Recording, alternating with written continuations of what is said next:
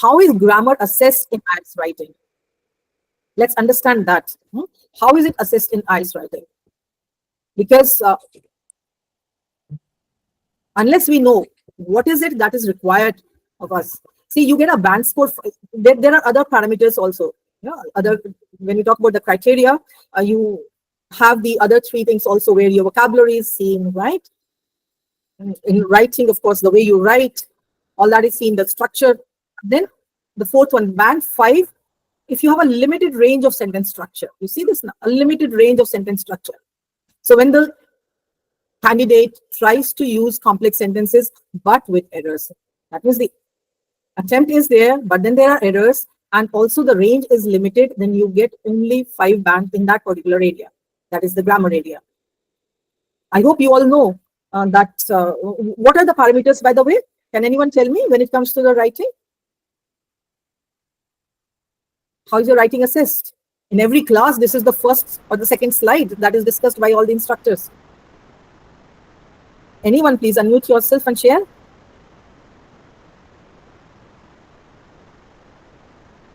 Can anybody share? Any one of you?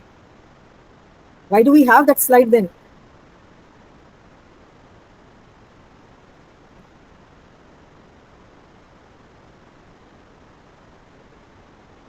Anybody can share, please. I'm paraphrasing our sentences and using good vocabulary. Paraphrasing your sentences and using good vocabulary. All right. Somebody else? Using complex sentences. Okay. You know, the instructors explain to you how your band score is calculated. Correct? They explain it to you on the second or the third slide, right? Okay. Somebody else, please. Is it task completion, lexical resource? Task completion, right? That is okay. Lexical resource. When it comes to lexical resource, what is that? The range of grammar that we use. Lexical, lex, L-E-X, lex, that is the root here. That goes with vocabulary, right? Lexical resource is the vocabulary that you use. Yes, ma'am. Because it's a formal piece of writing. So when you're writing task 2 and task 1, both because you all are for academic, you should be using formal vocabulary, right?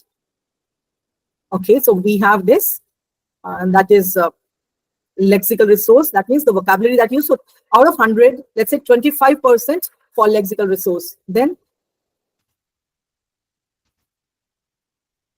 25% for grammatical range and accuracy, right? We're still left with 2 of them. You did mention about the task. So your task response. In, of course, writing task 2 and task achievement. How much you achieve the task, because there you need to draw some comparisons. You have to report about the graph presented to you. So how much you are able to achieve that. That's why in task 1, it is task achievement. And in task 2, it is task response. How you respond to the instruction given in the question, right? There's an instruction in the writing task. Statement is given to you. For example, these days, okay, or the Gen Z students are impatient and show aggression for various things. Is this a trend only in Nepal or across the world? Now, if I ask you, so first is the statement, right? Then I've asked you, is this a trend only in Nepal or across the world? That is the instruction, right? That's the instruction. I'm asking you for your opinion, for your answer over there. So that's the instruction. So when it comes to the instruction, how you respond to that? Do you respond to it correctly? The type of essay you should be writing over there. So these 3 parameters are there, 25% for each. And the fourth one is coherence and cohesion. Coherence and what is coherence and cohesion? Logical flow between sentences. Very good. Logical flow of your points. How you move from one point to another. Are they coherent or incoherent? You know, sometimes when children speak to us, it's all incoherent. 1 point from here, another point from there. And at times we say, all right, slow down. No, one by one, give me the points. Because the speech is not coherent enough. You're not able to understand what the person is trying to say. Same happens in the essays also, or in your task one. So coherence, and so one is that coherence, it should be coherent. There should be a logical flow. Then cohesion, how you connect your points, how you use the transition words, how you connect, right? So it's something like this, that cohesive is used, right? How you connect, how you join your points together. So this is 25% for each of these. So task response in writing task 2, task achievement in writing task 1, coherence and cohesion, and then lexical resource, that's the kind of vocabulary you use, and then grammatical range and accuracy. Today we are going to focus on grammatical range and accuracy only, and mainly on the complex sentence structures and the punctuation in them. I hope this is clear. So when you get a band score in writing, it's 25% in each. That means for each of these, you are given a band separately. The highest is 9, of course, maybe 6, 7, 8, 6, that way. And then that total is divided by 4. So this is what is explained to you all by all the instructors in your writing classes when you come to slide 4 or 3. It may vary from class to class, right? So understand this, why it is important.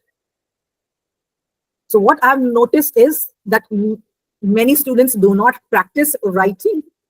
So because of that, one area where they lack is coherence and cohesion. We'll take it up on some other day. And another major area where they lack is the grammatical range and accuracy. That's why I decided to have this session today.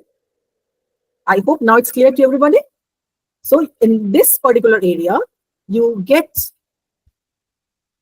band score 6 if you use simple and complex sentence structure, but then simple and complex sentence structure is there, but there's no variety over there. Remember, you can get band score 7 or more than that only when you have a variety in your complex sentence structure, only when you have a range in your complex sentence structure. This is what you need to remember. So decide now, do you want to get 7 band and more than that in your writing task?